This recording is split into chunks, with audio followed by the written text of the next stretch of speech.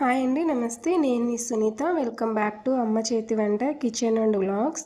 ఈరోజు వీడియో వచ్చేసి దేవీ నవరాత్రులలో రెండవ రోజు అమ్మవారు శ్రీ గాయత్రీదేవి అమ్మవారి రూపంలో దర్శనమిస్తారు కదా. ఈ రోజున అమ్మవారికి నైవేద్యంగా కొబ్బరి అన్నాన్ని సమర్పిస్తూ ఉంటారు.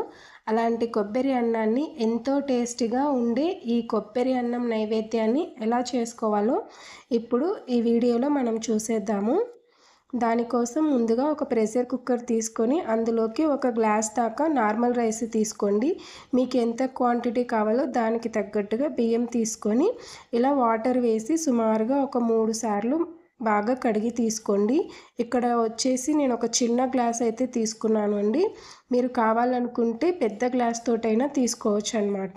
నేను వచ్చేసి అన్ని ఈ గ్లాస్కి తగ్గట్టుగా కొలతలు అనేది చెప్తున్నాను.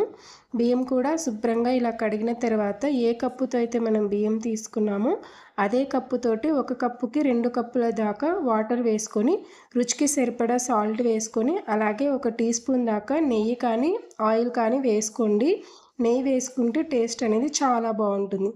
తర్వాత మూత పెట్టేసి కేవలం 3 విజిల్స్ వచ్చేంత వరకు ఉడికించుకోండి. అన్నం ఈ విధంగా వండడం వల్ల మంచి పొడి పొడిగా ఉంటుంది. తర్వాత ఇక్కడ వచ్చేసి కొబ్బరి అనేది దానిపైన ఉన్న బ్రౌన్ పార్ట్ అంతా కూడా తీసేసి ఇలా మెత్తగా అయితే మిక్సీ పట్టుకోవాలి అండి. ఇలా పట్టుకోవడం వల్ల కొబ్బరి అన్నం టేస్ట్ చాలా బాగుంటుంది. ఇది వచ్చేసి మనం ఏ కప్పుతో అయితే తీసుకున్నామో అదే కప్పుతో 2 కప్పులు ఉంటుంది. ఈలోపు మన అన్నం కూడా పూర్తిగా తయారైపోయింది.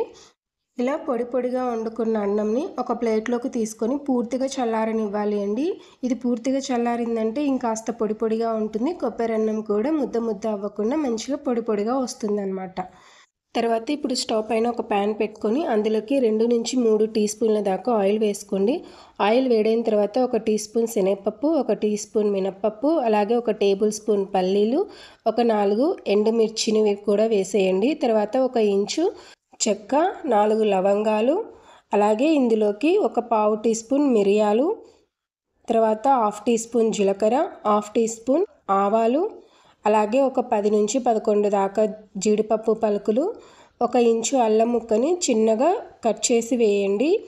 తర్వాత కారంకి తగినంతగా 3 నుంచి 4 పచ్చిమిర్చిని ఇలా చిన్న చిన్న ముక్కలుగా చీల్చి వేయండి.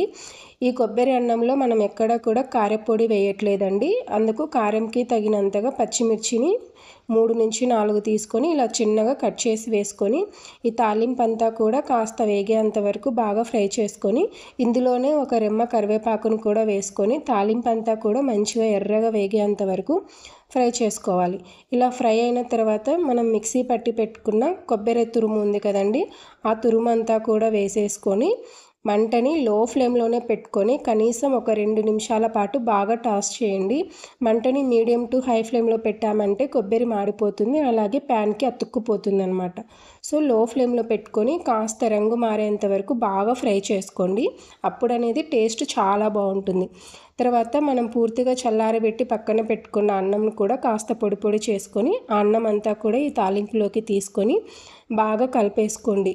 ఇలా బాగా ఒక 2 నిమిషాల పాటు బాగా కలుపుకోవాలండి. అప్పుడే ఈ కొబ్బరిలో ఉన్న టేస్ట్ అంతా కూడా అన్నంకి పడుతుంది. అలాగే ఉప్పు ఏదైనా సరిపోకపోతే సరి చేసుకోండి. ఇక్కడ చూస్తున్నారు కదా, అన్నం అంతా కూడా బాగా చక్కగా పొడి పొడిగా అవుతుందన్నమాట. నేను చెప్పినట్టు అన్నం వండుకొని అదే విధంగా పూర్తిగా చల్లార పెట్టుకున్నామంటే అన్నం అనేది చాలా చక్కగా తయారవుతుంది.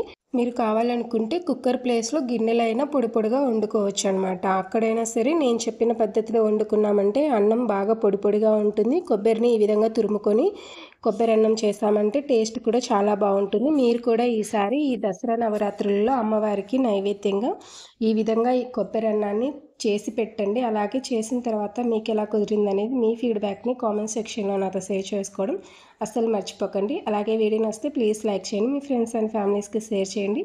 ఇలాంటి మరెన్నో మంచి వీడియోస్ కోసం మన ఛానల్ని సబ్స్క్రైబ్ చేసుకోండి. Thank you.